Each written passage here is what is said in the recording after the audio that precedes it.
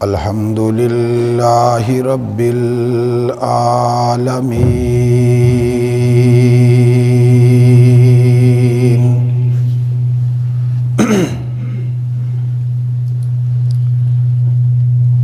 والعاقبۃ للمتقین والصلاة والسلام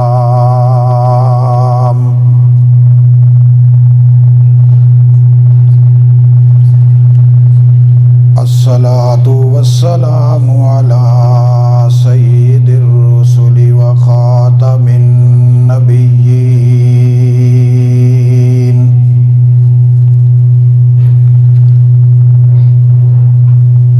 وعلى آلہ وأصحابہ الطیبین الطاہرین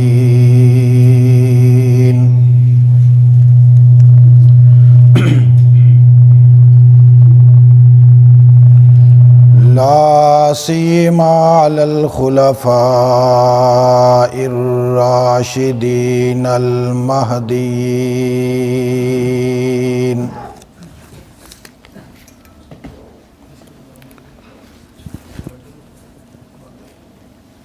ولعنۃ اللہ علی اعدائہم وأعداء الإسلام والمسلمين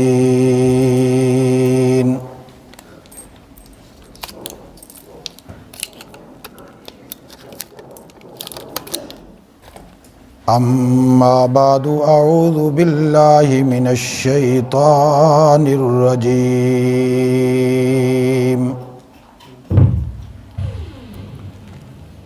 بسم اللہ الرحمن الرحیم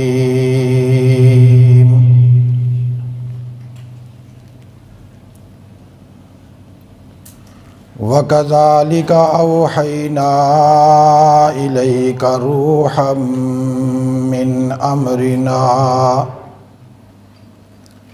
ما كنت تدري ما الكتاب ولا الإيمان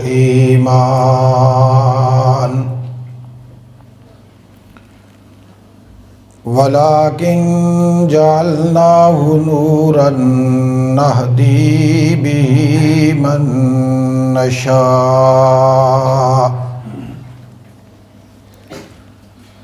وَإِنَّكَ لَتَهْدِي إِلَى صِرَاطٍ مُسْتَقِيمٍ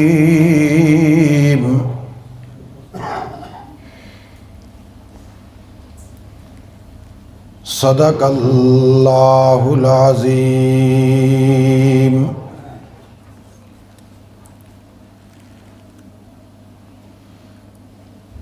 اللہم صل علی سیدنا و مولانا محمد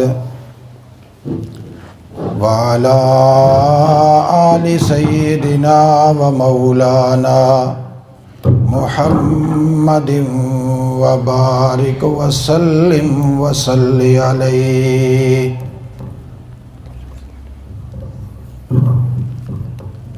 صلاة دائما ابدا ابدا على حبیبک خیر الخلق كلهم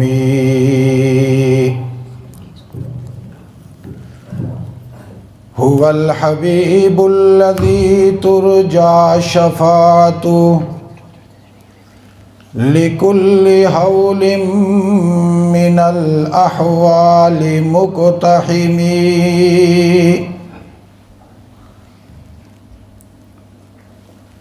ہوں لاکھوں سلام اس آقا پر بت لاکھوں جس نے توڑ دیے دنیا کو دیا پیغام سکون طوفانوں کے رخ موڑ دیے اس محسن اعظم نے کیا کیا نہ دیا انسانوں کو، دستور دیا منشور دیا، کچھ راہیں دی کچھ موڑ دیے۔ پھر اونچی آواز سے پڑھو اللہم صلی علی سیدنا و مولانا محمد وعلی آل سیدنا و مولانا محمد وبارک وسلم وصلی علیہ۔ چراغوں سے نہ پوچھو کہ باقی تیل کتنا ہے، چراغوں سے نہ پوچھو کہ باقی تیل کتنا ہے، نہ ہی سانسوں سے پوچھو کہ باقی کھیل کتنا ہے۔ پوچھو بس کفن میں سوئے ہوئے انسانوں سے، پوچھو بس کفن میں سوئے ہوئے انسانوں سے، عمل ہو زندگی میں تو کفن میں چین کتنا ہے۔ اسی کے جواب میں نے کہا بنا لے تو خود کو آقا کا غلام، بنا لے تو خود کو آقا کا غلام، پھر دیکھ ملتا ہے تجھے قبر میں کتنا بڑا انعام۔ جب رکھا جائے گا تجھ کو قبر میں تو پکارے گی قبر، مرحبا اے حبیب خدا کے غلام۔ جب رکھا جائے گا تجھ کو قبر میں تو پکارے گی قبر، مرحبا اے حبیب خدا کے غلام۔ آئیں گے منکر و نکیر تجھے کریں گے سلام، آئیں گے منکر و نکیر تجھے کریں گے سلام، کہیں گے تجھ سے سو جا قیامت تک رب کا ہے یہ پیغام، پھر کہیں گے تجھ سے سو جا قیامت تک رب کا ہے یہ پیغام، مبارک ہو جنت کا یہ تجھ کو انعام، مبارک ہو تجھ کو جنت کا یہ انعام۔ جنت سے آواز آئے گی، جنت سے آواز آئے گی اے آقا کے غلام، جنت سے یہ آواز آئے گی اے آقا کے غلام، تجھ پہ لاکھوں سلام، تجھ پہ کروڑوں سلام، تجھ پہ لاکھوں سلام، تجھ پہ کروڑوں سلام۔ اور جب داخل ہوگا جنت میں تو، اور جب داخل ہوگا جنت میں تو استقبال کریں گے خود خیر الانام، تیری زباں پہ ہوگا ان کو دیکھ کر الصلاۃ والسلام، تیری زباں پہ ہوگا ان کو دیکھ کر الصلاۃ والسلام۔ پھر پڑھو اللہم صلی علی سیدنا و مولانا محمد وعلی آل سیدنا و مولانا محمد وبارک وسلم وصلی علیہ۔ میرے انتہائی واجب التکریم حضرت مولانا قاری ادریس صاحب و دیگر عمائدین علاقہ آج کی اس نشست میں شریک بزرگان علاقہ، دور دراز سے مختلف دیہاتوں سے تشریف لانے والے نوجوان دوستوں، علماء کرام، قرائے اعظام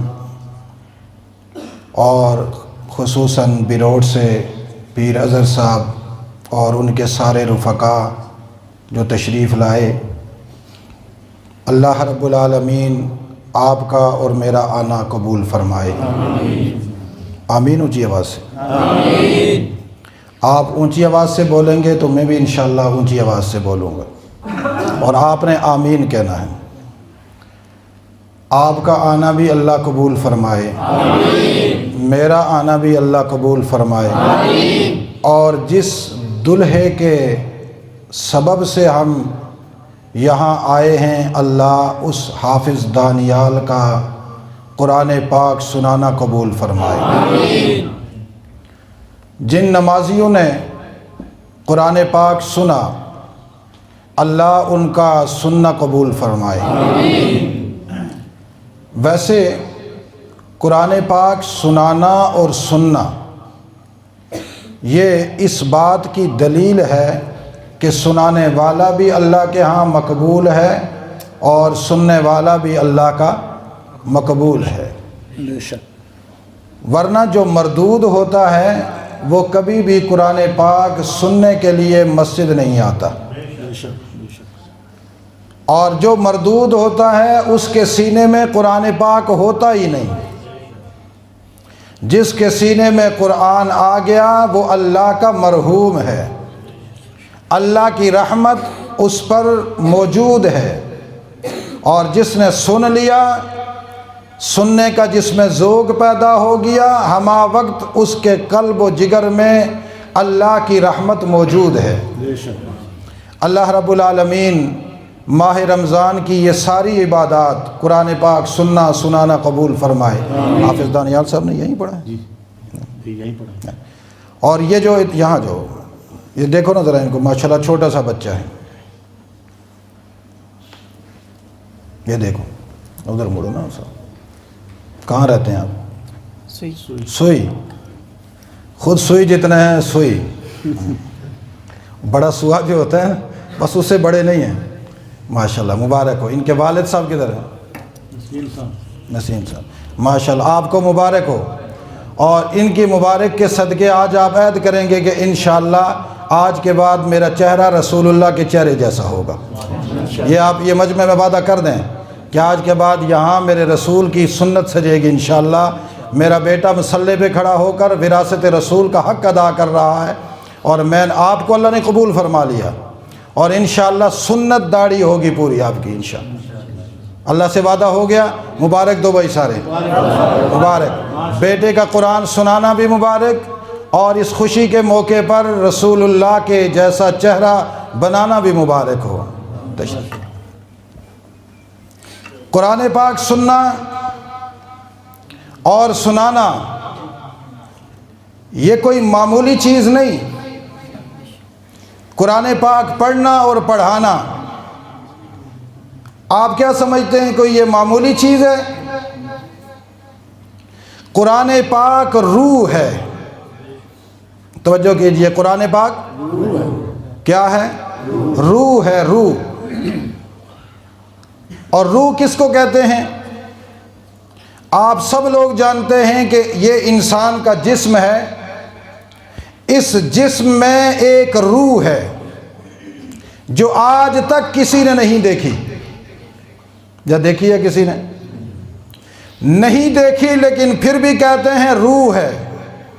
جب انسان ہلتا ہے، اٹھتا ہے، بیٹھتا ہے، بات کرتا ہے، حرکت کرتا ہے، سوچتا ہے، سمجھتا ہے، سنتا ہے، اس کا جسم حرکت کرتا ہے، لوگ کہتے ہیں یہ زندہ ہے۔ کیا کہتے ہیں؟ یہ زندہ ہے۔ اور جب اس کے جسم سے وہ روح نکل جاتی ہے، حرکات ختم ہو جاتی ہیں، اور اس کے اوپر ایک کیفیت طاری ہو جاتی ہے جس سے وہ جسم جامد کی طرح پڑا ہوا نظر آتا ہے، لوگ کہتے ہیں کہ یہ مر گیا ہے۔ بھئی آپ کے پاس کیا دلیل ہے مر گیا؟ کہتے ہیں اس کے اندر سے روح نکل گئی ہے، بولتا بھی نہیں، دیکھتا بھی نہیں، سنتا بھی نہیں، ہاتھ بھی نہیں ہلاتا، پاؤں بھی نہیں ہلاتا، حتیٰ کہ ہم نے اس کی نبض پہ ہاتھ رکھا وہ بھی نہیں ہلتی، سینے پہ ہاتھ رکھا، دل پہ ہاتھ رکھا، وہ بھی نہیں حرکت کرتی، لہٰذا ہم نے سمجھ لیا کہ مر گیا، اس کی روح پرواز کر گئی، اس کی روح پرواز کر گئی۔ روح اس جسم کو زندہ کرنے والی چیز ہے۔ روح کیا ہے؟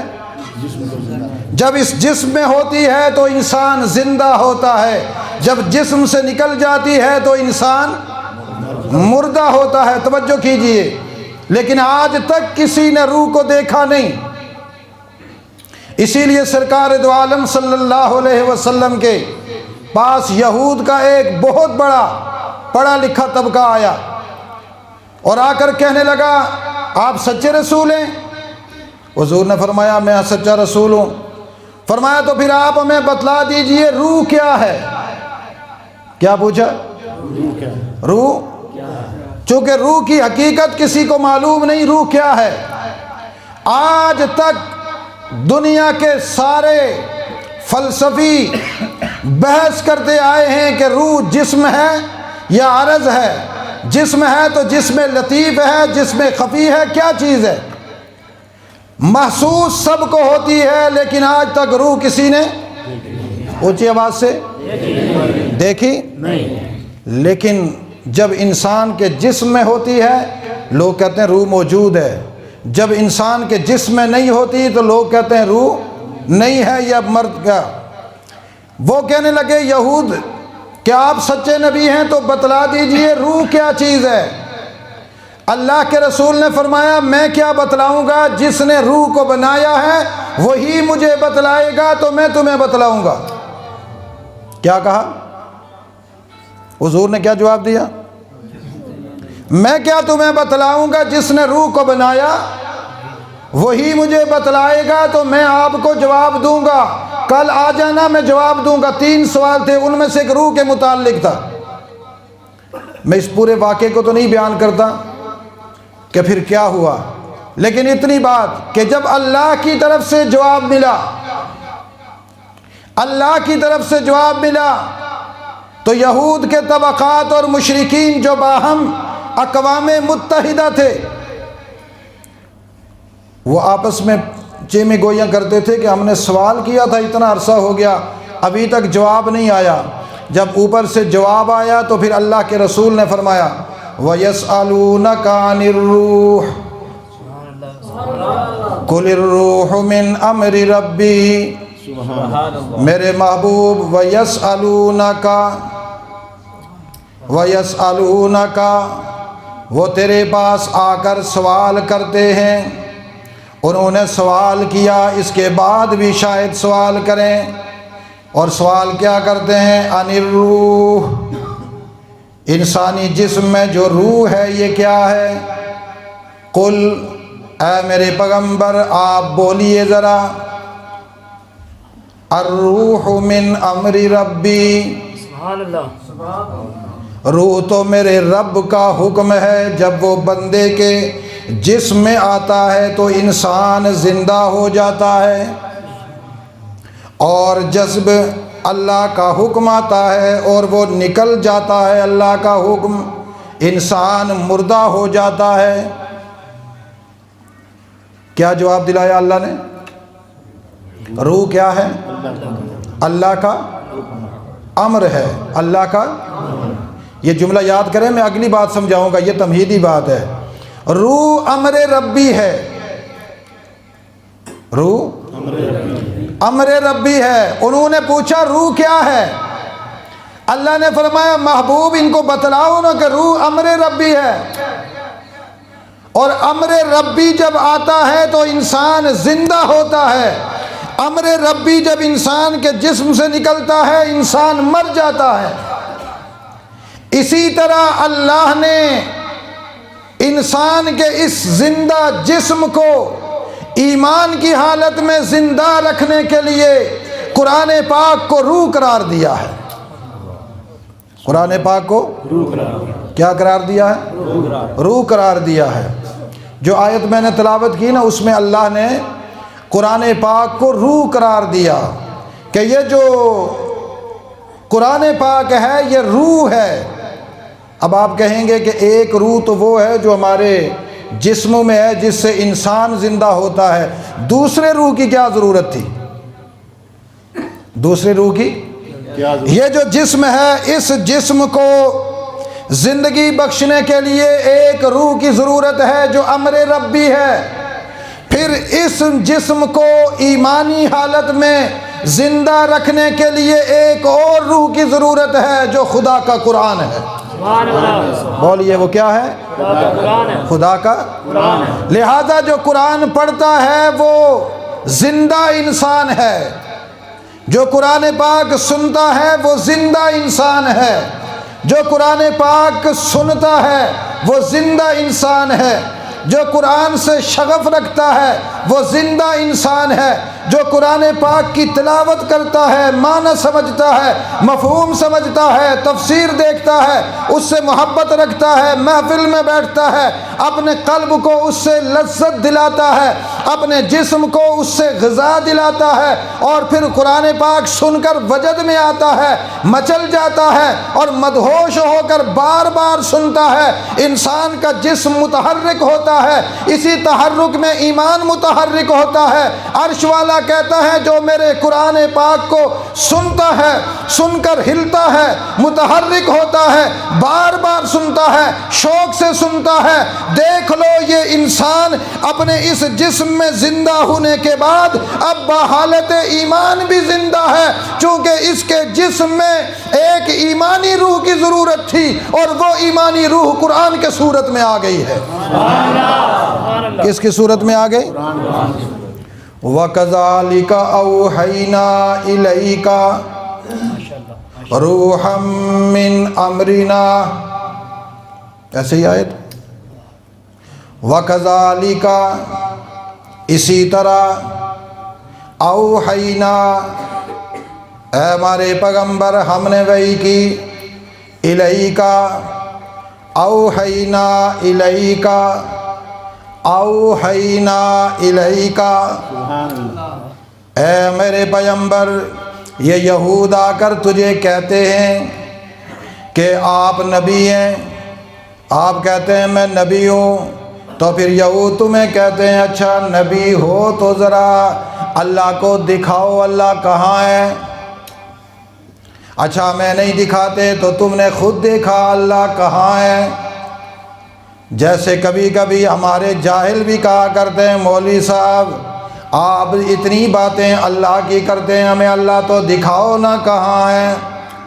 یہود کے طبقات میں سے ایک طبقہ آ گیا، محمد تم کہتے ہو اللہ ہے، میں اللہ کا رسول ہوں، پھر ایک کام کرو اللہ کو تم نے دیکھا تو بتلاؤ اللہ کیسا ہے، کوئی تصویر دکھا دو اس کی، کوئی تمثیل دکھا دو اس کی، کوئی خاکہ بنا کر دکھا دو، ڈائریکٹ ہمیں نہیں دکھا سکتے۔ اللہ نے فرمایا میرے محبوب ان سے پوچھو کہ جس نبی کا تم نام لینے والے ہو کیا اس نے بھی اللہ کو دیکھا ہے؟ حالانکہ وہ بار بار اللہ کو کہتا تھا اے اللہ میں تجھے دیکھنا چاہتا ہوں، میری قوم یہود تجھے دیکھنا چاہتی ہے۔ برملا کہتے ہیں ہمیں اللہ کو سامنے دکھا دے، اور چھوڑو بنی اسرائیل کو نہ بھی دکھاؤ میرے اللہ، مجھے تو اپنا دیدار کرا دے، میں تجھے دیکھوں اور تجھ سے ہم کلام ہو جاؤں، تجھ سے بات کروں۔ اللہ نے فرمایا یہ قانون نہیں ہے، دنیا میں رہتے ہوئے کوئی بھی انسان اللہ کا دیدار نہیں کر سکتا۔ ما کان لبشر ان یکلمہ اللہ الا وحیا او من وراء حجاب او یرسل رسولا فیوحی باذنہ ما یشاء، کسی بندے کے لیے یہ نہیں اللہ اس سے بات کرے یا اللہ سے وہ بات کرے۔ ہاں ایک صورت یہ ہو سکتی ہے کہ اللہ وحی بھیجیں، یا اللہ دل میں بات اتاریں، یا اللہ ملائکہ ملائکہ کو بھیجیں آ کر بات کریں، جیسے ہم نے موسیٰ علیہ السلام سے بات کی، سابقہ نبیوں سے جیسے باتیں کی، کبھی دل میں بات اتاری، کبھی پردے کے پیچھے سے بات کی جیسے موسیٰ علیہ السلام سے کی، اور کبھی پھر ہم نے باقاعدہ فرشتہ بھیجا۔ کذالک اوحینا، محمد ان کو بتلا دینا میری وحی کا طریقہ بھی وہی ہے جو سابقہ نبیوں کی وحی کا طریقہ تھا، اسی طرح ہم نے وحی کیا آپ کے اوپر۔ کس طرح؟ کوئی نئی وحی نہیں ہے۔ اوحینا الیک روحم، اب جو وحی کی آپ کی طرف روحم من امرنا، یہ ہمارے امر کی روح ہے، ہمارے امر سے، بولیے کیا ہے؟ روح ہے۔ ہمارے امر سے روح ہے، روح۔ اللہ وہی روح ہے، وہی کو روح بنا دیا۔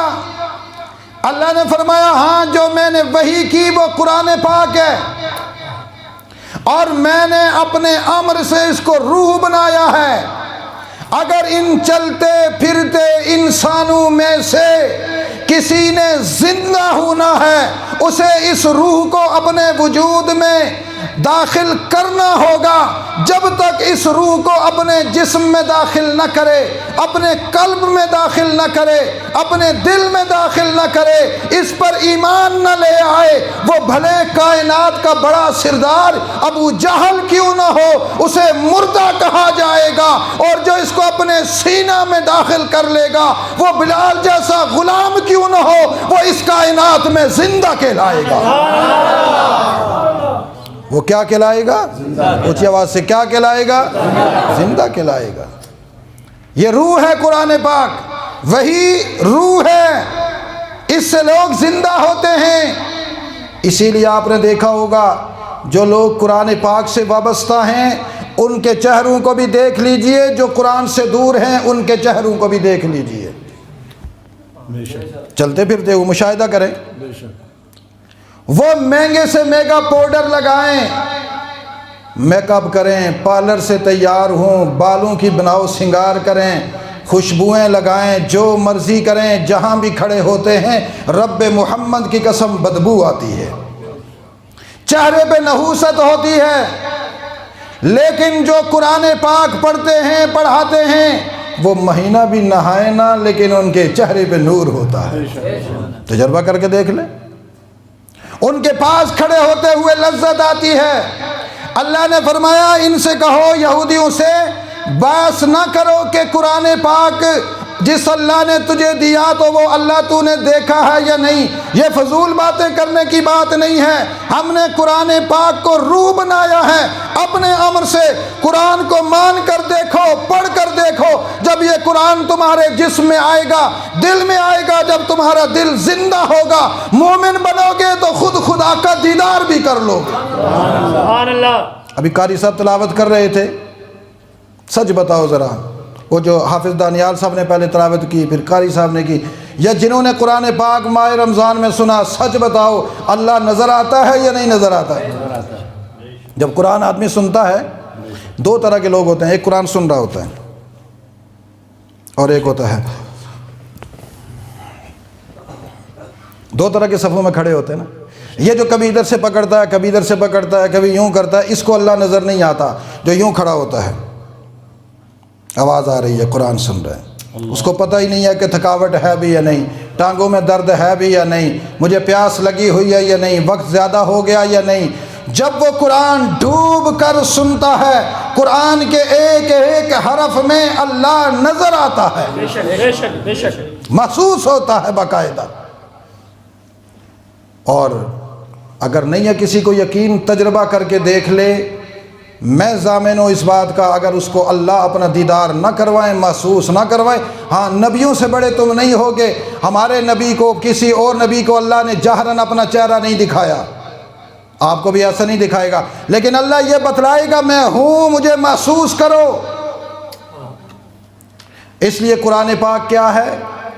اونچی آواز سے کیا ہے؟ اوحینا الیک روحم من امرنا، یہ ہمارے امر سے آیا ہے، اس کو روح سمجھو۔ یا اللہ ہم اس کو روح تو سمجھیں، ذرا اس کی تفسیر تو ہمیں پتہ چلے، اس کی تفسیر تو ہمیں پتہ چلے۔ اللہ نے فرمایا کہ ہاں محسوس ہوگی۔ ان یہودیوں سے کہو تم بھی کھڑے ہو جاؤ، اور اپنے غلاموں سے کہو تم بھی کھڑے ہو جاؤ، کھڑے ہو جاؤ یہاں، پھر پڑھ میرے محمد قرآن۔ جب حضور قرآن پڑھتے نا، انما المؤمنون الذین اذا ذکر اللہ، انما المؤمنون الذین اذا ذکر اللہ وجلت قلوبہم، وجلت، یہ دیکھو میں وجلت کا ترجمہ نہیں کروں گا، اس کو دیکھو، وجلت قلوبہم، دل کی حالت بدل جاتی ہے، دل کی کیفیت بدل جاتی ہے۔ علماء نے ترجمہ کیا مومنین ڈر جاتے ہیں، میں نے کہا مومن نہیں ڈرتے، نہیں ڈرتا مومن، نہیں ڈرتا، اللہ کی قسم نہیں ڈرتا۔ اللہ کا نام آتا ہے مومن سنتا ہے، کبھی اللہ سے نہیں ڈرتا۔ ہاں یہ کیفیت طاری ہو جاتی ہے کہ دل کے اوپر ایک بڑے پن کی، خالق کی ہیبت طاری ہوتی ہے، حالت متغیر ہو جاتی ہے۔ رب تعالی نے فرمایا میرا محمد قرآن پڑھے گا، میرے محمد کے قرآن پڑھنے سے جب مومنین کے سامنے آیتیں جائیں گی وہ سنیں گی، سب سے پہلے ان کے دل پر میری خشیت طاری ہوگی۔ کیا طاری ہوگی؟ خشیت طاری ہو جاتی ہے، دل دھڑکنا شروع ہو جاتا ہے، اللہ کا نام آ گیا، قرآن آ گیا، وہ اللہ، اس کی ہیبت جسم پہ کب کبھی۔ وَإِذَا تُلِيَتْ عَلَيْهِمْ آيَاتُهُ، کاش کہ آپ لوگ تھوڑا سا گرم ہو جائیں، میں اس آیت کے اندر ڈوب کر آپ کو بتاؤں کہ مومن اور قرآن ماننے والے کیسے ہوتے ہیں۔ انما المؤمنون الذین اذا ذکر اللہ وجلت قلوبہم واذا تلیت علیہم آیاتہ، کیا پڑھا جاتا ہے؟ تلیت، جب تلاوت کیا جا رہا ہو، اذا ذکر اللہ، جب اللہ کے نام کا ذکر ہو رہا ہو، کوئی کر رہا ہو۔ یوں نہیں فرمایا کہ اس کا ذکر کرنے والا کون ہے، تالی تلاوت کرنے والا کون ہے، مجہول کا صیغہ استعمال کیا۔ فرمایا کہ یہ دیکھتے نہیں ہیں کہ پڑھنے والا چھوٹا ہے یا بڑا۔ ویسے تو لوگ کہتے ہیں قاری صاحب کون ہے، اچھا بس پھر ٹھیک ہے پڑھیں گے، اچھا یہ فلانے نے نکاح، اس پیچھے کیا پڑھ سا، اس پیچھے کیا پڑھ سا، کوئی صحیح جا قاری لوڑیاں لوگ کہتے ہیں، لوگ نہیں کہتے۔ اللہ کہتے ہیں یہ مومن کا شیوا نہیں ہے، مومن کا شیوا نہیں ہے کہ یہ کس کا بچہ ہے، کیسا ہے، چھوٹا ہے، بڑا ہے، امیر ہے، غریب ہے، کسی اونچے خاندان کا ہے یا نیچ خاندان کا، یہ کوئی بات نہیں ہے، ہے یہ مومن۔ اور پڑھنے والا امام الانبیاء ہو تب بھی، پڑھنے والا بلال ہو تب بھی، تالی کوئی بھی ہو، ذاکر کوئی بھی ہو، جب ان کے سامنے قرآن پڑھا جاتا ہے زادتہم ایمانا، ان کا ایمان اتنا بڑھ جاتا ہے، ہوتے تو زمین پر ہیں لیکن ان کے ایمان کی چھلانگیں عرش برین پہ پہنچ جاتی ہیں، ان کا ایمان ناچتا ہوا جاتا ہے، عرش برین پر جاتا ہے۔ اور اللہ کو کہتا ہے اللہ یہ کس دل میں تو نے مجھے ڈال دیا، میں ادھر ہوتا ہوں، ادھر یہ قرآن سنتے ہیں، پھر ان کی کیفیت بدل جاتی ہے، اور ان کی کیفیت بدلنے کی حالت یہ ہوتی ہے کہ یوں ہمیں اچھالا اس نے اور ہم تیرے پاس پہنچ جائے، تو اپنی رحمت سے پھر مجھے کہتا ہے جا اس کے دل میں پھر وہاں جاتا ہوں، پھر وہ وہاں سے کہتا ہے جا اوپر، وہ پھر اوپر میں آتا ہوں۔ یا اللہ تیرے قرآن سننے کی وجہ سے، تیری تلاوت سننے کی وجہ سے انہوں نے تو مجھے بیچ میں فٹ بال بنا دیا ہے، وہ مجھے اوپر بگاتے ہیں، تو نیچے بگاتا ہے۔ رب فرماتا ہے پھر یہی تو میری اور میرے بندے کے درمیان کے راز ہیں نا، جب میرا قرآن سنتے ہیں تو پھر تجھے دی کبھی بیچ میں بھاگنا ہوگا، بھاگ دوڑ کرنی ہوگی، کبھی ادھر بیٹھنا ہوگا، کبھی ادھر آنا ہوگا، اور میں ملائکہ کو دکھلانا چاہتا ہوں میرے بندے کے ایمان کا نظارہ تو کرو، میرے بندے کے ایمان کا۔ وَإِذَا تُلِيَتْ عَلَيْهِمْ آيَاتُهُ زَادَتْهُمْ، اونچی آواز سے زادتہم، ایمان بڑھ جاتا ہے۔ کس سے ایمان بڑھتا ہے؟ اونچی آواز سے ایمان کس سے بڑھتا ہے؟ زادتہم۔ اچھا یہاں میں ایک اور بات بتا دوں، زادتہم یہاں زیادہ کا معنی ہے۔ زیادہ کس کو کہتے ہیں؟ ایک آدمی کا کھانا ہے، ایک آدمی کا کھانا ہے، 9 بندے اور آ گئے۔ اب کھانا ایک ہی بندے کا ہے، لیکن یہ آدمی بڑے پکے ایمان والا ہے، یہ کہتا ہے کوئی بات نہیں، ایک بندے کا ہے تو کیا ہوا، 9 اور آ گئے۔ پیٹ بھرنے والا کون ہے؟ اللہ۔ غذا میں برکت دینے والا کون ہے؟ اللہ۔ تھوڑے کو زیادہ کرنے والا کون ہے؟ یہ کہتے آ جاؤ بیٹھو، بسم اللہ پڑھو اور شروع ہو جاؤ۔ وہ 2-3 روٹیاں 10 بندے کھا جاتے ہیں، اور پھر کھانا پھر بھی ختم نہیں ہوتا، وہ بالکل سب کو پورا ہو جاتا ہے۔ لوگ کہتے ہیں تھا تو تھوڑا لیکن الحمدللہ زیادہ ہو گیا۔ سبحان اللہ۔ کیا ہو گیا؟ زیادہ۔ دل چھوٹا سا، دل چھوٹا سا، اس کے اندر ایمان بھی چھوٹا سا، لیکن جب قرآن پڑھتے ہیں نا تو اس ایمان میں اس طرح کی زیادتی آتی ہے کہ اس کا وجود اتنا ہی رہتا ہے، لیکن اس میں قوت اتنی آ جاتی ہے کہ ساری کائنات لگ جائے اس ایمان کو توڑنے کے لیے تو نہ توڑ سکتی ہے، اس ایمان کو کمزور کرنے کے لیے نہ کمزور کر سکتی ہے، اس ایمان کو متزلزل کرنے کے لیے تزلزل نہیں پیدا کر سکتی۔ یہ قرآن پاک کے سننے سے ایمان میں قوت آ جاتی ہے۔ کیا آتی ہے؟ یہ نہ آپ سمجھیں کہ بھائی جہاں سے کشمیر چلا جاتا ہے لمبا ہو کر۔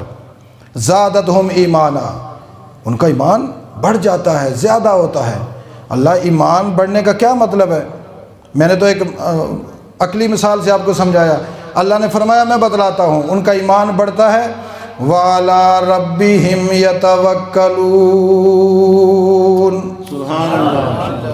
جب ان کا ایمان بڑھتا ہے تو پھر ان کی ہر بات میں یہ جملہ آ جاتا ہے، جو بھی کرے گا اللہ کرے گا، جو بھی کرے گا، جو بھی کرے گا، جب بھی کرے گا، جیسا بھی کرے گا، اچھا کرے گا، برا کرے گا، رزق دے گا، بیماری دے گا، شفا دے گا، عزت دے گا، ذلت دے گا، زیادہ دے گا، تھوڑا دے گا، جو کچھ بھی دے گا، کون دے گا؟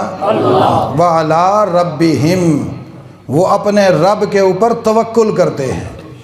کیا کرتے ہیں؟ اونچی وہ کیا کرتے ہیں؟ توکل کرتے ہیں۔ توکل کا معنی بھی سمجھا دوں۔ ایک آدمی کو بھوک لگی ہوئی ہو، روٹی بھی رکھی ہوئی، کہیں میں روٹی نہیں کھاتا، کیوں جی؟ میں توکل کرتا ہوں، اس کو کیا کہیں گے؟ توکل ہے؟ بھائی بھوک لگی ہوئی ہے، روٹی بھی سامنے رکھی ہوئی ہے، وہ کہتا ہے میں نہیں کھاتا، کیوں؟ بس میں توکل کرتا ہوں، بھوک خود ہی ختم ہو جائے گی۔ یا ایک آدمی کو بخار ہے اور وہ کہتا ہے جی میں دوائی نہیں لیتا، میں ڈاکٹر کے پاس نہیں جاتا، کسی سے دم بھی نہیں کرواتا، میں توکل کرتا ہوں۔ کیا یہ توکل ہے؟ کیا ہے یہ؟ اس کو کہتے ہیں پاگل پن۔ اس کو کیا کہتے ہیں؟ اس کو کیا کہتے ہیں؟ کیوں؟ توکل کا معنی ہے ترک الاعتماد لا ترک الاسباب۔ ترک الاعتماد لا ترک یہ روٹی رکھی ہوئی ہے، روٹی پر میرا کوئی اعتماد نہیں کہ اس سے میری بھوک بجھے گی یا نہیں بجھے گی، اس پر میرا کوئی اعتماد نہیں۔ بھوک ختم کرنے والا کون ہے؟ اللہ۔ میں روٹی اس لیے کھا رہا ہوں کہ اللہ نے اس کو سبب بنایا ہے۔ کیا بنایا ہے؟ سبب۔ اس کو سبب بنایا ہے، میں بطور سبب کے استعمال کر رہا ہوں۔ اس کو کھاؤں گا، بھوک مٹائے تب بھی اللہ کی مرضی، نہ مٹائے تب بھی وہ حلق میں پھنسا دے تو اس کی مرضی، وہ نیچے اتروا دے تو اس کی مرضی، معدے میں اس کو ہضم کر دے تو اس کی مرضی، نہ ہضم کرے تو اس کی مرضی۔ اللہ میں یہ کھانے تو لگا ہوں، اتنے موٹے جانور کا گوشت اب میں اندر تو کرنے لگا ہوں، اس کے بدلے میں بھوک بھی تو ختم کرے گا، میرے معدے میں ہضم بھی تو کرے گا، اور اس کو میرے جسم کی غذا بھی تو بنائے گا۔ اسباب اختیار کرتے ہوئے نتیجہ اللہ پر چھوڑ دینا، اس کو کہتے ہیں توکل۔ کیا کہتے ہیں اس کو؟ توکل۔ زیادہ ایمان جب ہوتا ہے، ایمان بڑھتا ہے تو اس کو کہتے ہیں توکل۔ اب اکثر لوگ ہوتے ہیں وہ کہتے ہیں اگر یہ کام ہو گیا تو پھر، اگر نہ ہوا تو پھر۔ دیکھا ہوگا نا آپ نے، کئی دفعہ کچھ نوجوان میرے پاس آتے ہیں وہ کہتے ہیں بس یہ جو کام ہے نا، میں نے کہا اچھا جی اللہ بہتر کرے گا۔ نہیں اللہ تو بہتر کرے گا، آپ بتائیں ہوگا تو ہوگا یا نہیں ہوگا؟ بھائی میں کوئی غیب جانتا ہوں؟ ہم تو دعا کریں کہ اللہ بہتر کرے گا، کہتے نہیں اگر نہ ہوا تو پھر۔ میں نے کہا نہیں ہوا تو نہیں ہوگا، بڑا نقصان ہو جائے گا نہیں ہوا تو۔ بھائی کیسے نقصان ہوگا؟ تم سمجھدار ہو یا اللہ سمجھدار ہے؟ کون سمجھدار ہے؟ اللہ۔ اب اللہ چاہتا ہے کہ یہ کام نہ ہو، بندہ کہتا ہے جلدی ہو، پھر اگر نہ ہوا تو پتہ نہیں کیا ہو جائے گا، حالانکہ اس کے نہ ہونے کے بعد بھی کچھ بھی نہیں ہوتا، سوائے اس کے کہ یہ پاگل انسان اپنے پاگل پن پہ روتا ہے، ورنہ وہ کام نہیں ہوا پھر بھی یہ زندہ ہے۔ اس لیے جب بھی کبھی کوئی معاملہ ہو نا زندگی کے حوالے سے، تو اس کو ضرور اختیار کرنے کی کوشش کرو، اسباب اختیار کرو، لیکن کہو ہو گیا تو الحمدللہ، ہو گیا تو ہو گیا تو، اور اگر نہیں ہوا تو پھر الحمدللہ، اے اللہ اسی میں خیر تھی۔ وَعَلَىٰ رَبِّهِمْ يَتَوَكَّلُونَ۔ قرآن ایمان زیادہ کرواتا ہے، ایمان بڑھتا ہے اس سے، اور توکل پیدا ہوتا ہے۔ توکل کا معنی یہ ہے کہ انسان اپنے وجود کو اللہ کے حوالے کر دے اور کہے اللہ تیری مرضی، تو جیسے چاہے میری زندگی بنا دے، تو جیسے میری زندگی کے ایام بنائے گا میں اس پہ راضی ہوں، تو مجھے خوشی دے میں کہوں گا الحمدللہ، تو مجھے غمی دے میں کہوں گا الحمدللہ، تو مجھے دکھ دے میں کہوں گا الحمدللہ، تو بہت زیادہ دے میں کہوں گا الحمدللہ، تو بہت تھوڑا دے میں کہوں گا الحمدللہ۔ کیوں؟ اس لیے کہ اللہ جو میرا اور تیرا تعلق قائم ہو گیا، اب میں نے اپنا وجود تیرے حوالے کر دیا۔ جب انسان میں یہ توکل کا مادہ پیدا ہوتا ہے، اللہ کے رسول نے فرمایا میں محمد اپنی آنکھوں سے دیکھ رہا ہوں، قیامت کے دن جب جنت کی طرف میرے امت کے لوگ جائیں گے، سب سے پہلے جنت میں جس کو پکارا جائے گا وہ شخص ہوگا جو خوشی اور غمی میں اللہ کی حمد کرتا ہوگا۔ خوشی اور غمی میں کس کا حمد کرے گا؟ اللہ۔ اول من یدعا الی الجنۃ یوم القیامہ الذین یحمدون اللہ فی السراء والضراء۔ بس اور وقت کہتا ہے الحمدللہ۔ اب سارے ذرا پڑھو الحمدللہ رب العالمین، پڑھو نا ایک آواز ہو کر الحمدللہ رب العالمین، الحمدللہ رب العالمین، الرحمن الرحیم، مالک یوم الدین۔ تمام کارسازی کی صفات پر جتنی تعریفیں ہیں وہ اللہ کے لیے ہیں، وہ کل جہانوں کا کارساز ہے۔ کس کا کارساز ہے؟ الرحمن الرحیم۔ آگے اللہ نے فرمایا میں رحمان بھی ہوں رحیم بھی ہوں۔ جب تم میری تعریف اور مدح کرتے ہو کہ میں رب العالمین ہوں، پھر دیکھ لو میرے کسی عمل میں، میرے کسی فعل میں، میرے کسی حکم میں بھی کوئی ظلم نہیں ہے، بلکہ میری رحمت ہی رحمت ہے۔ میں یہاں بھی رحمت، آخرت میں بھی رحمت ہوگی۔ مالک یوم الدین، تمہاری چاہت کے مطابق اگر میں نے دنیا میں تمہیں کچھ نہ دیا، پریشان ہونے کی کوئی ضرورت نہیں۔ یوم قیامت کا مالک میں خود ہوں، بادشاہ اس دن کا میں ہوں۔ ایک ایک دعا تمہاری میں نے محفوظ رکھی ہوئی ہوگی۔ انصاف کے دن میں تمہارے ساتھ انصاف کروں گا۔ میرے بندوں پریشان نہ ہونا، جو مانگو گے میں تمہیں دوں گا، دنیا میں نہ دیا تو آخرت میں اس سے بہتر دوں گا۔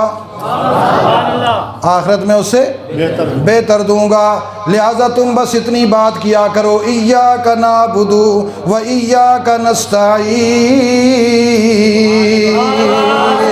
اے میرے اللہ، اے میرے اللہ، اے میرے اللہ، تیری حمدیں بھی ہم نے کر لی، تجھے رحمان بھی مان لیا، تجھے رحیم بھی مان لیا، تجھے مالک یوم الدین بھی مان لیا۔ ہمارا کام یہ ہے کہ ہم ہاتھ باندھ کر کھڑے ہیں، ایاک نعبد و ایاک نستعین۔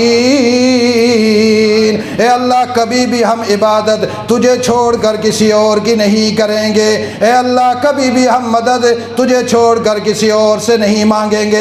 دن میں 5 دفعہ تیرے ساتھ اقرار کرتے ہیں، اور بعض مومنین 6 دفعہ نماز تہجد میں بھی اقرار کرتے ہیں، اور بعض مومنین کی تو حد ہو گئی، وہ اشراق میں بھی کہتے ہیں، اوابین میں بھی کہتے ہیں، چاشت میں بھی کہتے ہیں، جب انہیں وقت ملتا ہے تو کھڑے ہو کر کہتے ہیں ایاک نعبد و ایاک نستعین۔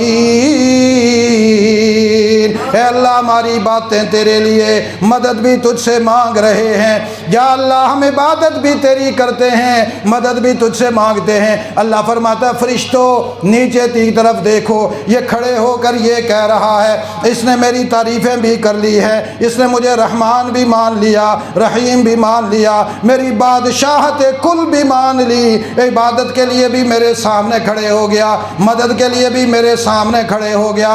اس کے بعد اس کی زبان پہ ایک جملہ آیا ہے، اہدنا الصراط المستقیم۔ یہ کہتا ہے اللہ مجھے صرف تو صراط مستقیم عطا فرما، مجھے صرف صراط مستقیم عطا فرما، صراط الذین انعمت علیہم۔ یہ کھڑے ہو کر کہتا ہے میرے اللہ مجھے تو نبیوں جیسا بنا دے، اے میرے اللہ تو مجھے محمد الرسول اللہ کے راستے پہ چلا دے، اے میرے اللہ تو مجھے ابو بکر صدیق کے راستے پہ چلا دے، اے میرے اللہ تو مجھے عمر کے راستے پہ چلا دے، اے میرے اللہ تو مجھے عثمان کے راستے پہ چلا دے، اے میرے اللہ تو علی کے راستے پہ مجھے چلا دے، اے میرے اللہ تو مجھے بلال کے راستے پہ چلا دے، اے میرے اللہ تو عبداللہ ابن عمر، عبداللہ بن عباس، عبداللہ بن زبیر کے راستے پہ چلا دے، اے میرے اللہ سلمان فارسی کے راستے پہ چلا دے، اے میرے اللہ ابو ذر غفاری کے راستے پہ چلا دے، عبداللہ بن مسعود کے راستے پہ چلا دے، اے میرے اللہ مجھے معاویہ بن ابی سفیان کے راستے پہ چلا دے، میرے اللہ مجھے ابو سفیان کے راستے پہ چلا دے،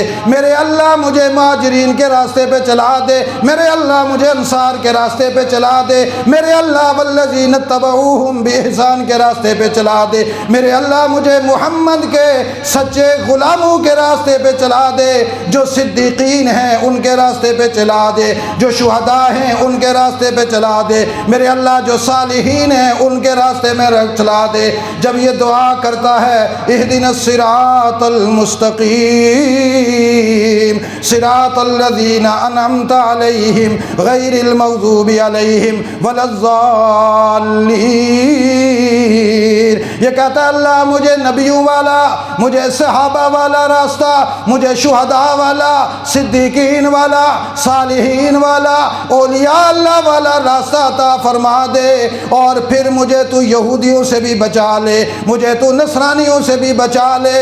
فرشتوں گواہ ہو جاؤ میں نے اس کی تقدیر کی کتاب میں لکھ دیا ہے کہ یہ دوست ہے تو انبیاء کا، یہ دوست ہے تو صدیقین کا، یہ دوست ہے تو شہداء صالحین کا، کل قیامت والے دن اٹھایا جائے گا، آگے آگے نبیوں کے سردار محمد الرسول اللہ ہوں گے، پیچھے صحابہ اکرام ہوں گے، اولیاء صدیقین شہداء ہوں گے، یہ بھی ان کے جرمٹ میں داخل ہوگا۔ لوگ کہیں گے اللہ 15ویں صدی کا پوٹھا سیانہ دڑا کا رہنے والا بڈھا، کمزور نحیف جاہل ان پڑھ مزدوری کرنے والا، یا کوئی عام نوجوان جو عام زندگی گزارنے والا، یہ ان میں کیسے داخل ہو گیا؟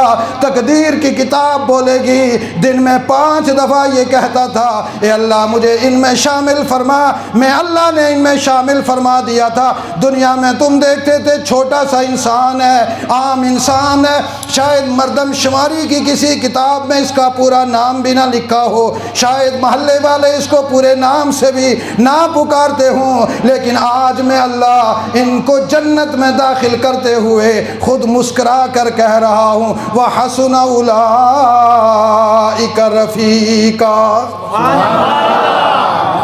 وَحَسُنَ اولئک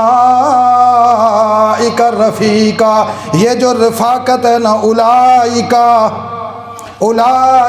یہ اولئکا اس میں اشارہ ہے، اس کا مشار الیہ ہوتا ہے، اس مشار الیہ کے نیچے نبی بھی ہیں، صدیق بھی ہیں، شہداء بھی ہیں، صالحین بھی ہیں، اور ان صالحین کا محبت کرنے والے محبین بھی ہیں۔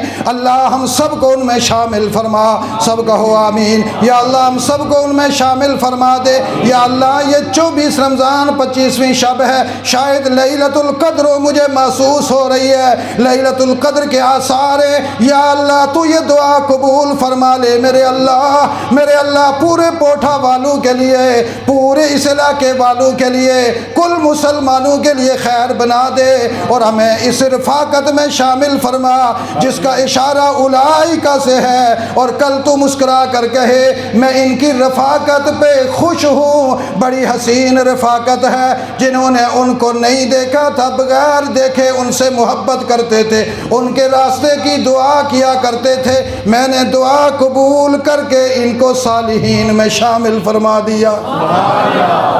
صالح بنو گے؟ صالح بنو گے؟ یہ جو ہم نے سورہ فاتحہ آخر میں نا غیر المغضوب علیہم، مغضوب الیہود، مغضوب الضالین النصارى، کیا نام لے رہے تھے آپ؟ WHO، غیر المغضوب علیہم ولا الضالین۔ اے اللہ WHO سے ہمیں بچا لے، آمین۔ یہ ترجمہ ہے اس کا۔ یہ اللہ نے قیامت تک مسلمانوں کو 5 نمازوں میں پڑھنے کا حکم کیوں دیا؟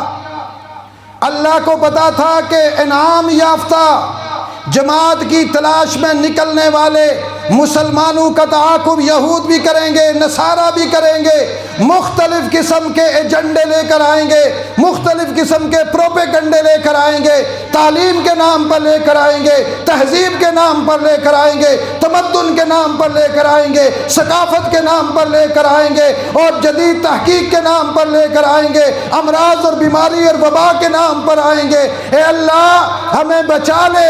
اللہ نے فرمایا انہوں نے دعا کی میں ان کو محفوظ رکھوں گا، کوئی WHO کا پیغام محمد کے غلاموں پہ اثر نہیں کر سکتا۔ یا کر سکتا ہے؟ اونچی آواز سے کر سکتا ہے؟ نہیں کر سکتا۔ میں اس لیے اکثر لوگوں کو کہتا ہوں یہ جو WHO کی بات تم مان کے نا تو یہ چڑھا دیتے ہو، ہاتھ بھی نہیں ملاتے ہو۔ ایک کرونے والا میرے پاس لے کر آؤ، میں اس کو ساتھ اختلاط کرتا ہوں، اتصال کرتا ہوں، اور جب تک وہ بیمار ہے میں اس کے ساتھ رہوں گا۔ میں دیکھتا ہوں مجھے کیسے بیماری چھوتی ہے، چھو کر دکھائے۔ دنیا کے سارے ڈاکٹر ایک طرف بیٹھ جائیں، ماہر سائنس کو ماننے والے ایک طرف بیٹھ جائیں، میں محمد کے قرآن کو لے کر بیٹھوں گا۔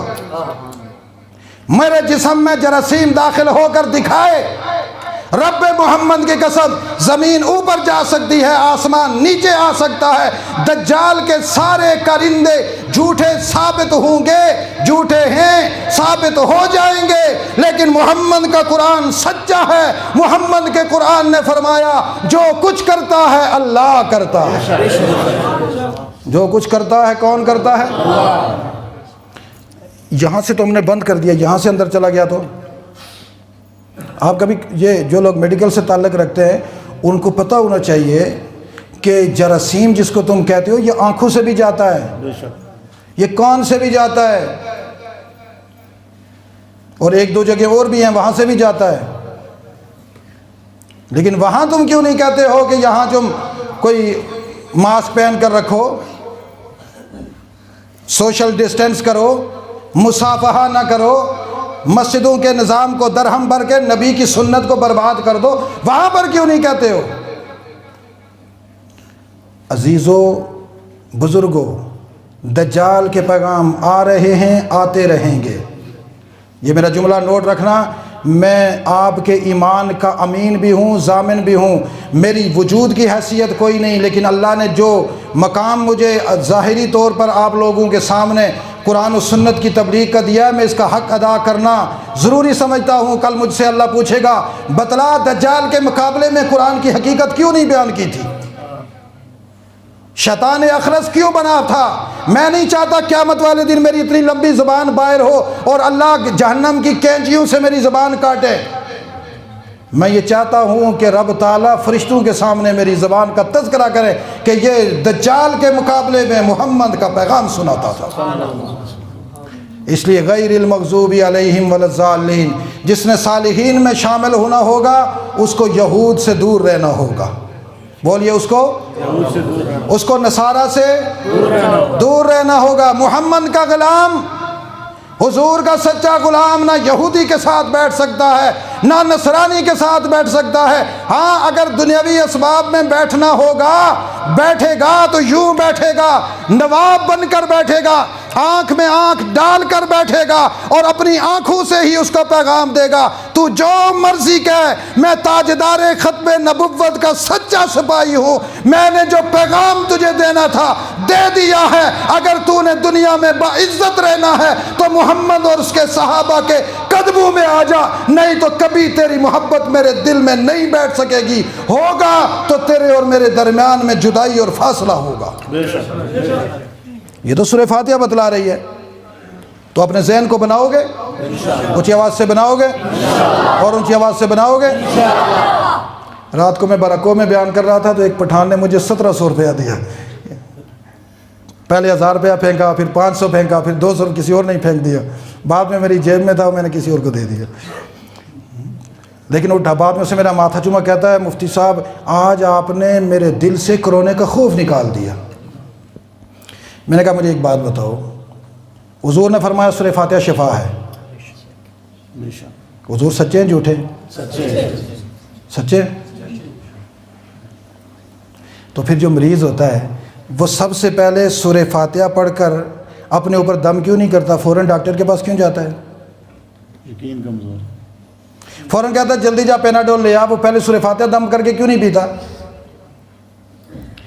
ایک پیناڈول پہ جتنا تمہارا ایمان ہے اتنا ہی ایمان سورہ فاتحہ پہ پیدا کر لو، رب محمد کی قسم کوئی وبا اثر نہیں کرے گی۔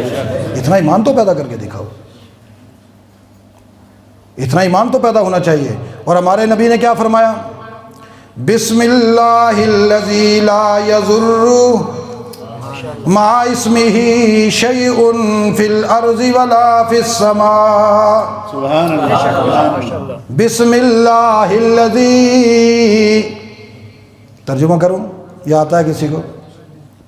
بسم اللہ، اللہ کے نام کی برکت سے،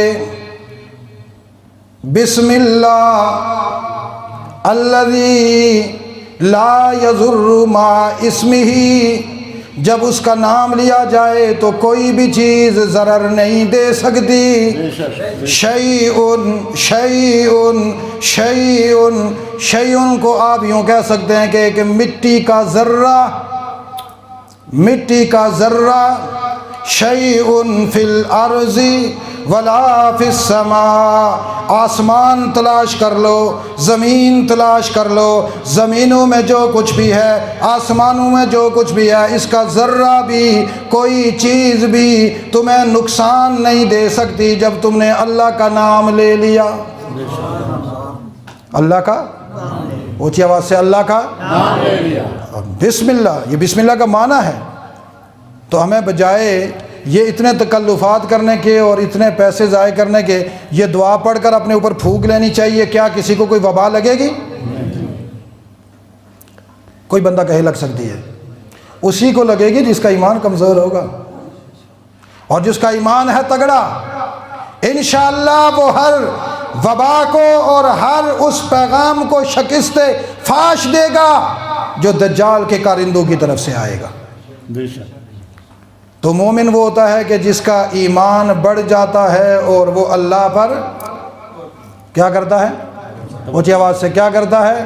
بھروسہ کرتا ہے۔ وَعَلَىٰ رَبِّهِمْ يَتَوَكَّلُونَ۔ پیغمبر وَكَذَلِكَ أَوْحَيْنَا إِلَيْكَ رُوحًا مِّنْ أَمْرِنَا، اسی طرح ہم نے تجھ پر وحی کی اور اس کو روح بنا کر بھیجا، من امرنا، اپنے امر سے، ما کنت تدری مل کتاب ولا الایمان، میرے محبوب میں نے اپنے قانون قدرت میں تجھے بڑا عالی شان بنایا تھا، بڑا ذی مقام بنایا تھا، لیکن تجھے یہ نہیں پتا تھا کہ قرآن پاک کیا چیز ہے، تجھے یہ بھی نہیں پتا تھا کہ جو ایمان میں نے لوگوں کے سامنے بیان کرنا ہے وہ ایمان کیا چیز ہے۔ میں نے وحی کر کے تجھے کتاب دی اور اسی کتاب میں نے ایمان رکھا، اور میں نے بتلایا میرے محمد کھڑے ہو جاؤ، کھڑے ہو کر اس کتاب کو پڑھو اور امت کو بتلا دو، کتاب پڑھتی جائے گی تیری امت ایمان بنتا جائے گا۔ سبحان اللہ۔ آج لوگ کتابیں اٹھا کے لے آتے ہیں، جی یہ عقیدے کی کتاب ہے، کوئی کتاب لے کر آتا تھا کتا بچہ، یہ عقیدے کی کتاب ہے، خاک عقیدے کی کتاب ہے، لکھنے والا انسان ہے، لکھنے والا عام آدمی ہے، قرآن سے بڑھ کر کوئی کتاب ہو سکتی ہے؟ اونچی آواز سے۔ ایک دفعہ ایک بندہ مجھ سے مناظرہ کرنے آ گیا تھا، وہ بریگیڈیئر، اس کو بڑا گھمنڈ تھا، فون پہ کچھ مسئلے بھی بات کی، وہ آیا تو دیکھا ایک کتاب اردو والی لی ہوئی، اور پہلے تو اس نے بات شاد کی، میں نے کہا باتیں نہیں کرو، جو کام کی بات ہے وہ کرو۔ جب بات کرنے لگا تو کتاب کھول کے ترجمہ کرنے لگا، میں نے کہا نام بھی یہاں نا یہ قرآن رکھا ہوا ہے، اس آیت کا ترجمہ یہاں قرآن سے کرو۔ کہتا جی میں عالم نہیں ہوں، میں نے کہا عالم نہیں ہوں تو اس کا مطلب ہے جاہل ہو۔ اب یہ بات نہ کہ نہیں میں پڑھا لکھا ہوں، میں نے کہا پڑھے لکھے ہو پھر کہو عالم ہو، نہیں عالم نہیں ہو۔ میں نے کہا جب عالم نہیں ہو تو اسی لیے تو ترجمہ نہیں آتا نا، اردو والا ترجمہ کرتے ہو، مجھے عربی سامنے رکھ کر ترجمہ کر کے دکھاؤ، مجھے پتہ تو چلے محمد کی زبان تمہیں سمجھ میں آتی ہے۔ بات تو آقا کی کرنے آئے ہو، حضور کی زبان ہی نہیں تمہیں سمجھ میں آتی۔ جب میں نے کتاب بند کروا دی تو پھر کہتا نہیں نہیں دیکھیں نا آپ زیادتی کر رہے ہیں۔ میں نے کہا میں زیادتی نہیں کر رہا، میں تجھے تیری حیثیت بتلا رہا ہوں۔ الو کے پٹھے، تجھے اس کتاب کو لے کر تو مجھ سے مناظرہ کرنے آیا، پہلے کوئی اپنا پوپ پادری بلا، کوئی ملوانا بلا، کوئی شیخ الاسلام بلا جس کے پاس کچھ دانے ہوں اور درمیان میں بیٹھیں اور تم جج بن کر بیٹھو، میں اور وہ ٹکرائیں، پھر پتہ تو چلے کہ ایمان بنتا کہاں سے ہے۔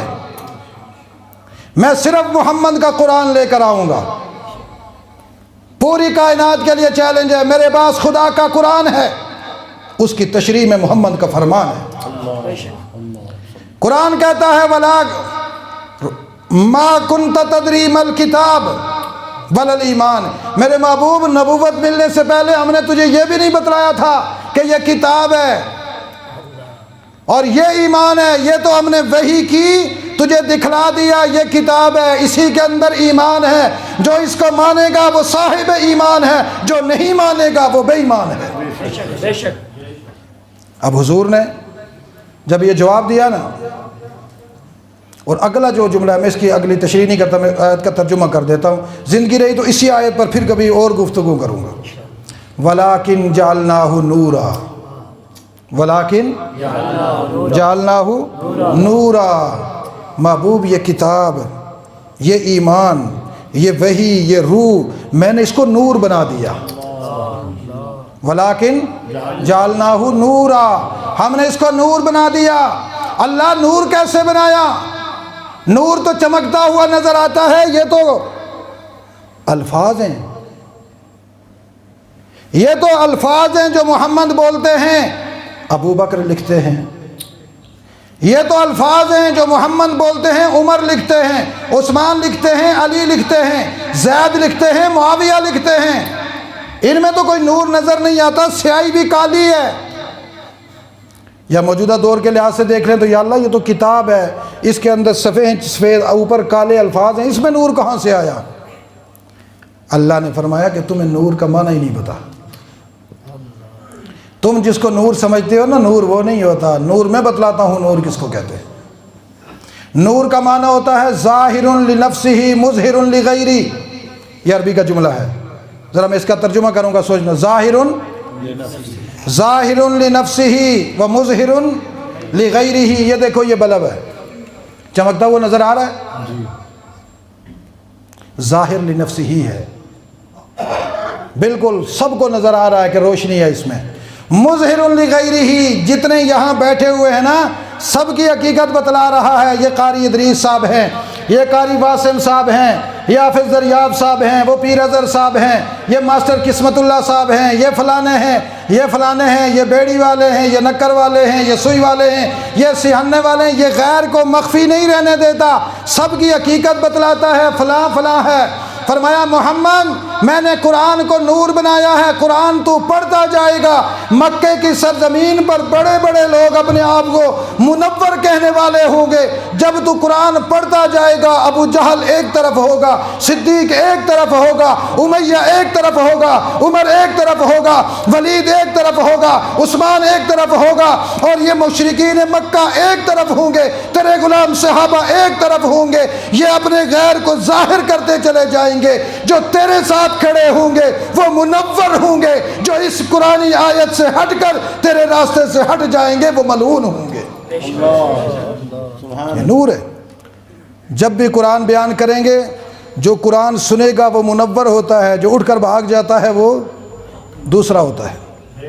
ہم نے اس کو نور بنایا، وَلَٰكِنْ جَعَلْنَاهُ، کیوں بنایا؟ نَهْدِي بِهِ مَن نَّشَاءُ مِنْ عِبَادِنَا۔ اور نور بھی ایسا نہیں کہ جس کو مرضی ہے کنیکشن لے لے، کھمبے پہ چلو، قانونی تار نہیں لگی ہوئی، میٹر نہیں لگا ہوا تو وہ کیا کہتے ہوتے ہیں جی، کونڈی پھینک دے، چلو کوئی نہ کوئی روشنی تو ہمارے گھر بھی آ جائے۔ نہ ایسا نہیں ہوگا۔ نَهْدِي بِهِ مَن نَّشَاءُ مِنْ عِبَادِنَا، میرے محبوب ہم اس قرآن پاک کی ہدایت کو اپنے ہاتھ میں رکھے ہوئے ہیں۔ ان بندوں میں سے جس کے بارے میں ہماری چاہت ہوگی ہم اس قرآن کے نور میں لے کر آئیں گے۔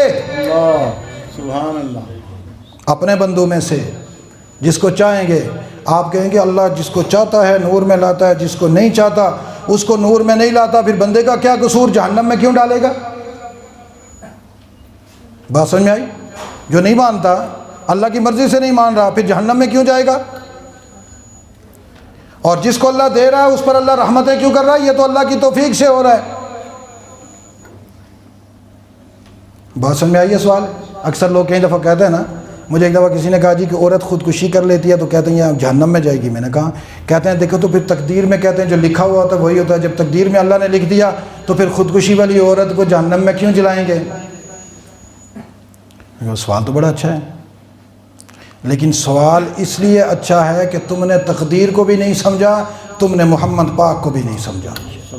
اگر سمجھتے تو سوال نہ کرتے۔ نہدی بہی من نشاء من عبادنا، اس قرآن کے ذریعے سے ہم ہدایت دیتے ہیں۔ ذرا ترجمہ میں کرنے لگا ہوں، غور رکھنا، خود سوال کا جواب مل جائے گا۔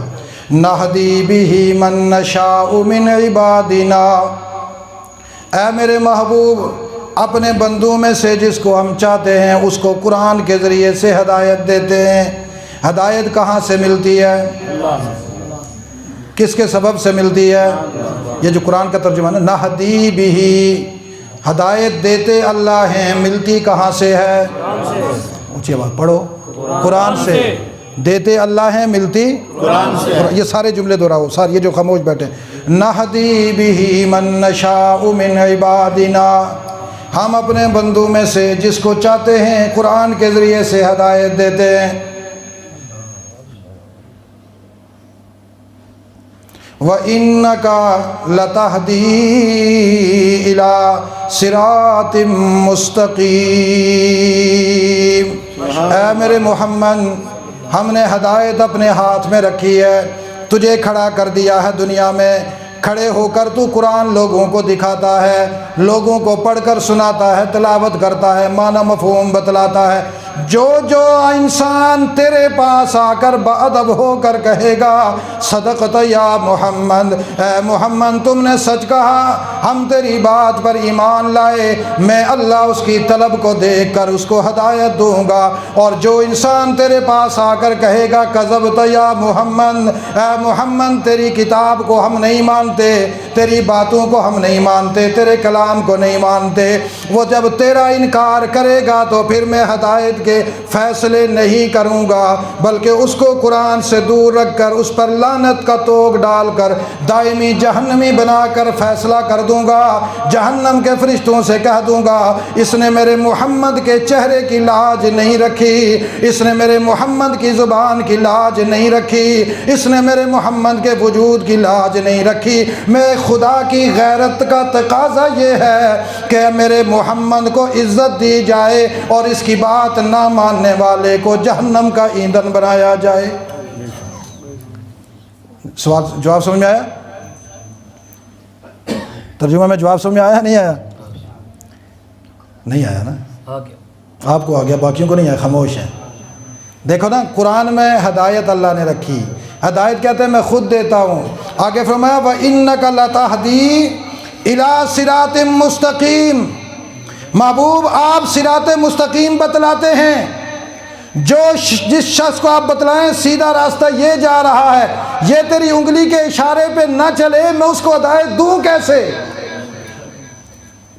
ہدایت کے لیے معیار میں نے یہ رکھا ہے، میرے محمد کی انگلی کے اشارے پہ چلو تم، ہدایت تمہارا مقدر ہے۔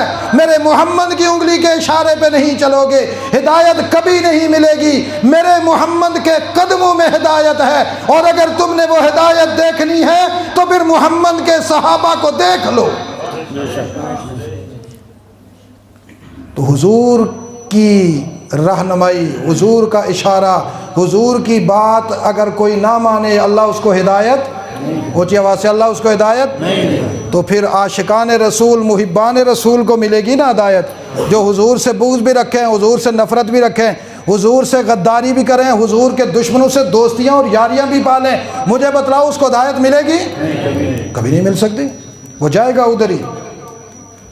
ہمارے دل میں ہونی چاہیے جو حضور کے اشارے پہ چلے گا وہ ہمارا امام ہے، جو حضور کے اشارے پہ۔ میں اکثر لوگوں کو کہا کرتا ہوں جب کسی کو اپنا بڑا مانتے ہو نا، اس سے پہلے دیکھ لیا کرو کہ اس کے قدم کہاں جا رہے ہیں، یہ حضور کا غلام ہے بھی یا نہیں۔ کل قیامت والے دن قرآن میں وہ آیتیں موجود ہیں، موقع نہیں میں بتاؤں، قیامت والے دن ہر آدمی اپنے لیڈر کے پیچھے چلے گا اور اسی کے ساتھ اس کا حشر ہوگا۔ لیڈر وہ ہو کہ جس کی زبان پہ محمد کے نغمے، لیڈر وہ ہو کہ جس کے کردار میں محمد کا عمل، لیڈر وہ ہو جس کی زبان پر محمد کے الفاظ، لیڈر وہ ہو تو جس کی فکر میں محمد کا دین، لیڈر وہ ہو تو جس کے منشور میں محمد کا دین، لیڈر وہ ہو کہ جس مجموعات میں محمد کا دین، لیڈر وہ ہو کہ جس کے اسٹیج پہ نعرہ لگے کائنات میں سب سے اعلیٰ ہستی محمد ہے اور محمد کے بعد محمد کے صحابہ ہیں، تو پھر ہدایت ملے گی۔ محبوب آپ صراط مستقیم کی طرف رہنمائی کرتے ہیں، کون سا صراط مستقیم؟ صراط اللہ الذی، ترجمہ پورا کرنا یا بس کر دوں؟ پورا کر۔ آپ تو کہہ رہے ہیں ذرا ہاتھ کھڑا کر کے بتاؤ۔ ہاں بھائی، ترجمہ پورا کروں؟ تھکے تو نہیں ہیں؟ صراط اللہ الذی لہ ما فی السماوات و ما فی الارض، اگر میں کہیں غلط پڑھوں بتا دینا کیونکہ تقریر میں آدمی بھول بھی جاتا ہے۔ صراط اللہ الذی لہ ما فی السماوات و ما فی الارض، آپ تو صراط مستقیم کی طرف رہنمائی کرتے ہیں۔ وہ صراط مستقیم کیا ہے؟ کہا صراط اللہ، صراط اللہ۔ ایک ہوتا ہے صراط الناس، صراط الپوٹھا، علیوٹ بازار سے نا روڈ لگی ہوتی ہے، پوٹھا شریف تیر، یہ ہے صراط الپوٹھا۔ صراط الزیارہ، حضرت دادا پیر ملک سورج اولیاء بادشاہ کا مزار مقدس اس طرف ہے، اشارہ ہو رہا ہے۔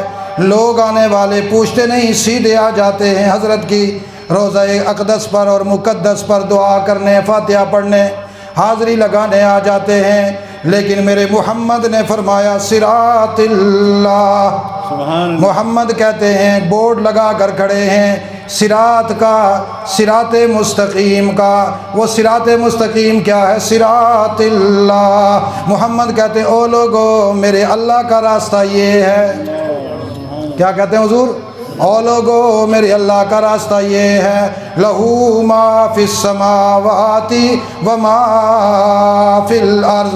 वही अल्लाह है जिसके लिए सब कुछ है आसमानों में, वही अल्लाह है जिसके लिए है सब कुछ ज़मीनों में। ज़मीनों और आसमानों में बादशाहत उसी की, हुकूमत उसी की, इक़्तिदार उसी का, पूरी क़ुव्वत उसी की, निज़ाम उसी का। अला इलल्लाहि तसीरुल उमूर। मैं मोहम्मद जितने उमूर तुम्हें दूँ वो सारे के सारे उमूर, या वो सारे के सारे उमूर जो तुमने अपने लीडरों से लिए हैं, या वो सारे के सारे निज़ाम जो तुम्हारे फरमान रवाओं ने बनाए हैं, वो सारे के सारे जमा होकर एक अल्लाह की तरफ लौट कर जाएंगे। ख्याल करना अगर तुम्हारे उस मंशूर दस्तूर में सिरातिल्लाह, अल्लाह के रास्ते में चलते हुए अगर मोहम्मद की रहनुमाई का इशारा मौजूद नहीं है, मैं खुदा अर्श बरीन से ऐलान कर रहा हूँ, वो शख्स ना कभी जन्नत पहुँचेगा, ना मोहम्मद के कदमों में पहुँचेगा, ना तो वो कभी नेकोकारों के पास पहुँचेगा। वो सीधा आएगा रोज़े कोसर पर भी, हौज़े कोसर में भी आने की कोशिश करेगा, मैं रोक लूँगा। और मैंने अलग फ़ौज बना रखी है मलाइका की, औंधे मुँह उसको घसीट कर जहन्नम की तरफ ले जाएंगे और जहन्नम के गड्ढे में डालकर ऊपर पत्थर फेंक कर जहन्नम को ऐलान करूँगा, जहन्नम जलनी शुरू हो जा। वक़ूदुहन्नासु वल हिजारा उइद्दत लिल काफिरीन। फरमाया कि मैं यहाँ जहन्नम का वक़ूद बना दूँगा, जहन्नम का ईंधन बना दूँगा, जहन्नम के फाड़े लकड़ियाँ बना दूँगा, जहन्नम के अंगारे बना दूँगा, पत्थर ऊपर डालूँगा, नीचे ये इंसान होगा। अल्लाह इंसान को नीचे क्यों रखोगे, पत्थर को ऊपर क्यों रखोगे? फरमाया इसलिए कि ये पत्थर दिल इंसान था। मेरे महबूब मोहम्मद के इशारों को देखकर कभी इसका दिल नरम नहीं हुआ, मेरे मोहम्मद के दीन और सुन्नत को देखकर कभी इसमें कभी नरमी पैदा नहीं हुई। लिहाजा इसको उस पत्थर दिल इंसान को जहन्नम में डालकर इसके ऊपर पत्थर रखकर पत्थरों के अंगारे बनाकर इसके जिस्म को जलाऊंगा, मैं खुदा को मज़ा आएगा। जहन्नमी जब जहन्नम में जलेंगे ना, कुरान और सुन्नत के बागी, रसूलुल्लाह के बागी, खुदा को क्या आएगा? ऊँची आवाज़ से क्या आएगा? ऊँची आवाज़ से क्या आएगा? क्या आएगा? खुदा को मज़ा आएगा। अल्लाह से माफ़ी मांगें, अल्लाह हमें तौफीक नसीब फरमाए कि हम मोहम्मद के इशारों पे चलें। चलेंगे? चलेंगे? वादा करते हैं। अपनी ज़िंदगी का सासा बनाओ। हमारी निगाह उठे तो नबी की तरफ, निगाह उठे तो सहाबा की तरफ। सहाबा रसूलुल्लाह का दरवाज़ा बताते हैं, सहाबा रसूलुल्लाह का रास्ता बतलाते हैं, सहाबा रसूलुल्लाह का तारुफ करवाते हैं। मेरे आका की नबूवत के गवाह कौन है? सहाबा। कौन है? सहाबा। नहीं, आप कैसे कहते हैं सहाबा? कोई कैसे हैं सहाबा गवाह? कोई बता सकता है? आपने कहा सहाबा हैं, कैसे गवाह हैं? कुरान बता रहे हैं। कुरान तो बयान हो गया। देखे ना, इस पर भी आयत मौजूद है, अभी वक्त नहीं है मैं उसका तर्जुमा करूं। हुजूर जब नबुव्वत का ऐलान कर रहे थे, हुजूर की उस नबुव्वत की सच्चाई की गवाही किसने दी थी? बोलो। सहाबा। मैं तकरीर कर रहा हूँ, मेरी इस तकरीर की गवाही आप दे सकते हो ना? कोई भी कहेगा नहीं ये बातें नहीं कि, आप कहेगा नहीं मैं बैठा हुआ था मेरे सामने की है, कौन कहता नहीं की? ऐसे ही है ना, ऊँची आवाज़ से। तो जब सहाबा रसूलुल्लाह के सामने हूँ, रसूलुल्लाह ने जो जो बयान किया, जैसे बयान किया, सहाबा इकराम ने अपने सीने में महफूज किया, अमल में महफूज किया, उम्मत को बतलाया। लोगों, हम गवाही देते हैं कि आमना का दुर्र यतीम खातमुन नबिय्यीन था। हम गवाही देते हैं कि आमना का दुर्र यतीम साहिब कुरान था। हम गवाही देते हैं कि आमना का लाल इस कायनात का आला इंसान था। हम गवाही देते हैं कि वो सच्चा नबी था। ये गवाही किसने दी? सहाबा। तो फिर जिस तरह सहाबा ने दी, सिर्फ ज़ुबान से नहीं, अपने वजूद से। किसी ने पूछा कैसे गवाही देते हो? कहा हमें देख लो, हमें देख लो। हर सहाबी कहता था किसके मानने वाले हो? मोहम्मद के। मोहम्मद कैसा है? कहते हमें देख लो। नारे तकबीर, ختم نبوت زندہ باد، شان صحابہ زندہ باد، کردار صحابہ زندہ باد، انداز صحابہ زندہ باد، رفتار صحابہ زندہ باد، عظمت صحابہ زندہ باد، نعرہ تکبیر۔ صحابہ کہتے تھے ہمیں دیکھ لو، وہ جب صحابہ کو دیکھتے تھے نا کہتے تھے جس نبی کے تم ماننے والے ہو نا، جس کی گواہی دیتے ہو، جس کے حق میں گواہی دے رہے ہو، وہ کئی سچائی نبی ہے، اس لیے کہ تمہارا وجود بتلا رہا ہے کہ کسی عام انسان کے تربیت یافتہ نہیں ہو، یہ اسی کے تربیت یافتہ ہو کہ جس کو اللہ نے کائنات کا اعلیٰ انسان بنایا۔ اور دیکھتے ہی دیکھتے کہتے تھے جاتے کہاں ہو، تعارف کروا کے جا رہے ہو، پیچھے مڑ کر آؤ، پہلے ہمیں کلمہ پڑھاؤ، اپنے جیسا بناؤ۔ مصر میں جب صحابہ گئے نا، مصر میں ہاتھ میں تلواریں، گھوڑے پہ سوار، مونچھیں بڑی بڑی، داڑھی بڑی، پگڑی، مست ہو کر، پینٹ پہن کر نہیں گئے تھے، یہ یاد رکھنا، کلین شیو کر کے بھی نہیں گئے تھے، بارود اور ٹینک لے کر نہیں گئے تھے، گھوڑے کی پشت پر سوار تھے، مونچھیں بڑی تھی، داڑھی بڑی تھی، سر پہ پگڑی تھی، اور اپنے مخصوص سنت لباس میں تھے، مست ہو کر زبان پر لا الہ الا اللہ کے نغمے تھے۔